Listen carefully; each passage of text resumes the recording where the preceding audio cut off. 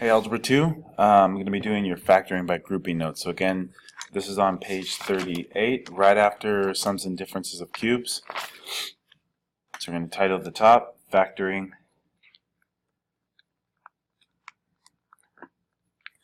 by grouping. So first let's talk about when would you actually even use this? Like what's the point of using this method? Okay, well we're going to write over here on the left, we'll write who. In other words, who is this for? This is for when you have 4 terms. Okay, so I'm going to do kind of a column over here. I don't know if you guys are used to Cornell notes. Kind of sort of like a Cornell style. Okay, so over here, for example, number 1, if I ask you to factor this, 5x cubed minus 15x squared plus 9x minus 27. So I'm going to ask you to factor this. Okay, so again, 4 terms. And what are you going to do? Well, you're going to pair up terms. You're going to pair terms. Okay. And where are you going to do that? You're going to do it within the polynomial. Within the polynomial. Okay. So, and then the last question is, how are you going to do that? Well, you're going to do it very carefully. Okay. All right. So now the steps to this. So we'll do the little next section. Next section would be our steps. Okay.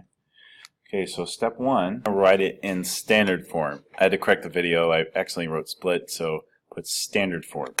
Okay, so then number 2. So let's actually first look at our problem. So the first problem, is this in standard form? Are the exponents from the highest to the lowest? We have 3, 2, then that's a 1 for the exponent.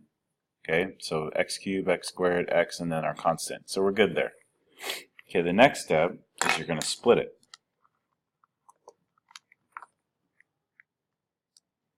Okay, to split it, all I'm going to do is just write a line right down the middle, like that. Okay, and then whatever the sign is to that third term, make sure you keep it with that number. Okay. Okay, now the next step is we're going to do the GCF. Okay, so what we want to do is find the GCF of the first 2 terms on the left. Okay, well 5x cubed and 15x squared, okay, the GCF of that would be 5. Okay, and then for x cubed and x squared, it would be x squared. And after you take the GCF, then we need to write out the factor that's left. Okay, so 5x squared times x, okay, it gives me the same number there, same term. Okay, and then we have minus, then 5x squared times 3 gives me 15x squared. Okay, so now what you want to do here is we have to match the pairs. Okay, so if that's x minus 3, that means on this side it also has to be x minus 3. Now we have to figure out what is the GCF, okay, to make this true. So in other words, what number times x will give me 9x? Well, that'd be 9. And then you have to check, does 9 times minus 3 give me minus 27? It does. Now this x minus 3 and x minus 3, that was actually our third step that we can put here, and that's matching pairs. So, excuse me, matching pairs. Okay, so in other words, these have to be the same, okay, in order for us to move to the next spot.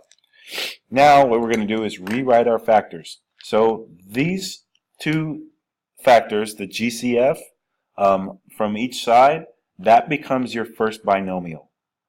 So 5x squared, and that's positive 9, so it's plus 9.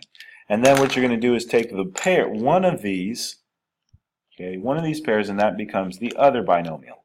Okay, and there's your factors. Okay, so we'll do one more example. So let's now say I've got 20x cubed, okay, plus 15x squared, then minus 8x minus 6. Okay, again, first make sure it's in standard form. If it's in standard form, we're good to go. Now we can split it. Split it down the middle. Now we need to GCF starting on the left. So the greatest common factor between these two terms is going to be 5. 5 again. And then they both have at least x squared, so just like the last one, we've got x squared. Okay, then inside here, this first factor, we're going to have 4 times x, because 4 times 4 is 20, x squared times x, because it's x cubed.